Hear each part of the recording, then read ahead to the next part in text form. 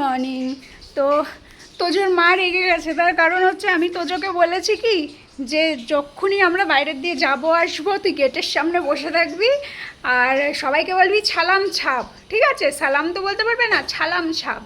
তার কারণ হচ্ছে গেটে যেই হাত দেবে হৌ হৌ হৌ হৌ করে বাড়ি মাথায় করবে, মাথায় করে ওই পর্যন্ত দৌড়ে যাবে। তো আমি বলেছি তোর জন্য আমি এইসব করিস বলে তোর জন্য আমি একটা ভালো ডিউটি ফিক্সড করেছি। এইবার তারপর থেকে ওমা আজকে তো গেল না, এই যে আমি আসলাম যে আমি যে রাতটা দিয়ে আসলাম, তুই গেলি না? হ্যাঁ আমি বলেছি তো যে ওখানে গেটে বসে থাকবি আর সবাইকে ছালাম ছাপ বলবি, ও চাইনি এখন। এই তুই কি করে বুঝলি আমি তোকে পচা কথা বলছি? Good morning.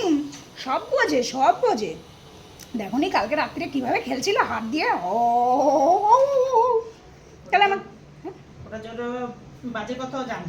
এত বাজে কথা না, না বাজে কথা না, আমি বলছি যে তুমি যখন যাও, যে আসবে বাড়িতে, যে গেটে হাত দেবে, তোমার যখন সব খোঁজ খবর নিতে লাগে, তাহলে তুমি ছালাম ছাপ করবে। কেমন করে ছালাম ছাপ করবা?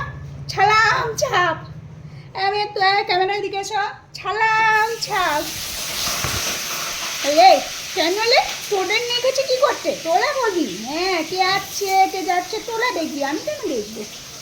আমি ছোনা। পাহাড়ে দেওয়ার জন্য ক্যামেরা লাগিয়ে রেখেছে।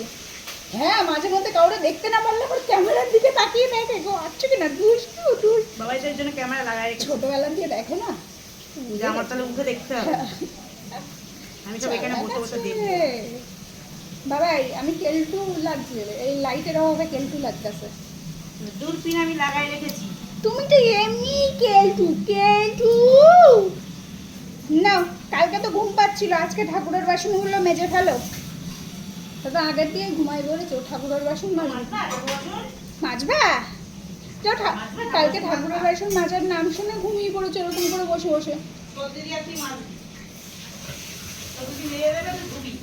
ঠিক আছে, তোর মা বলছে কি ও মা তোমার বাসন মাজার নাম শুনে ঘুম পাচ্ছে? দুষ্টু, এটা দুষ্টু বলি, এটা দুষ্টু বলি, দুষ্টু দুষ্টু। কোথায় ছিল দুষ্টুটা? কোথায় ছিলি এত বছর? এত বছর আসিস নি কেন? আলিশটি ছেড়ে দিলাম, বর দিদি এমনিই আলছে আর আলিশটি দিলাম। Good morning good morning good morning good morning.